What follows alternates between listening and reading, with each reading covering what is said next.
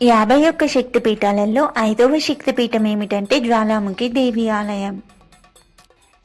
హిమాచల్ ప్రదేశ్లోని కాంగ్రా లోయల్లో ఒక అద్భుతమైన దేవీ స్థలం ఉంది.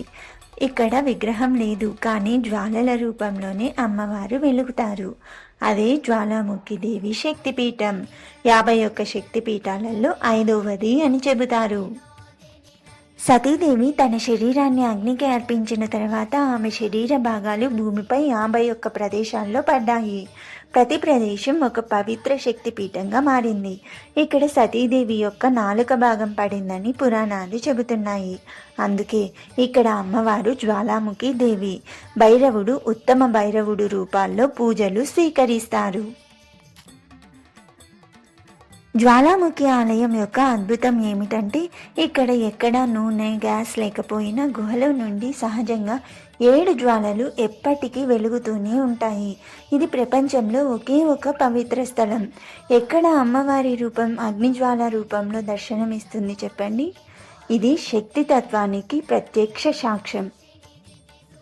ఈ ఆలయం హిమాచల్ ప్రదేశ్లోని కాంగ్రా జిల్లాలో పఠాన్కోట్ నుండి సుమారు 30 కిలోమీటర్ల దూరంలో ఉంది. పర్వతాల మధ్య ఉన్న ఈ దేవాలయం వద్ద ప్రతిరోజు అగ్నిజ్వాలల ముందు ఘనమైన హారతి జరుగుతుంది. పండుగల సమయంలో భక్తులు వేల సంఖ్యలో ఇక్కడికి చేరి అమ్మవారిని దర్శించి శుభం కోరుకుంటారు. జ్వాలాముఖి దేవి అంటే సత్యం, శక్తి మరియు జ్ఞానానికి రూపం. ఆమె అగ్నిజ్వాలలు భక్తుల మనసుల్లోని చీకట్లను తొలగిస్తాయని నమ్మకం.